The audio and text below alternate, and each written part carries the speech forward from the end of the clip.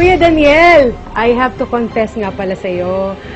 Siyempre, pag meron kaming session sa aming munisipyo ng Pateros at meron kaming kailangang ipasang mga ordinansa o resolusyon, palagi kong naiisip yung sinasabi mo na ang paggawa ng mabuti kailanman ay hindi magbubunga ng masama.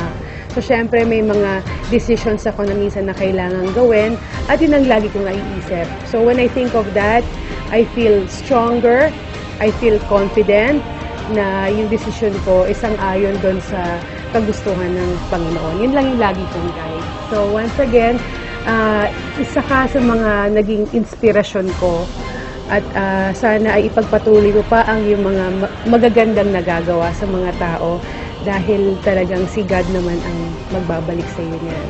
With that, I'm inviting you all na sana po ay sumama kayo sa pagtakbo dahil kasama po ako dyan sa January 22, 2012 para po sa isang araw lang Unity Run. I'll see you there.